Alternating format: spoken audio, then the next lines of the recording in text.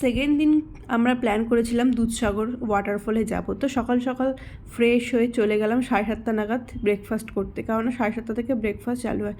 তো ব্রেকফাস্টে নানা রকম আইটেম ছিল, আমি সাউথ ইন্ডিয়ান ডিশই নিয়েছিলাম, সাথে ব্রেড বাটার আর চা কফি তো মাস্ট। যাই হোক, ব্রেকফাস্ট করে স্নান করে রওনা দিলাম দুধসাগরের উদ্দেশ্যে। আর আমাদের ক্যান্ডোলিম বিচ থেকে দুধসাগর যেতে টাইম লাগে 1 ঘন্টার মতো। যাই হোক, ওখানে পৌঁছে এক জায়গায় কার পার্কিং করলাম, কেননা নিজস্ব কার নিয়ে ঢুকতে দেওয়া হয় না।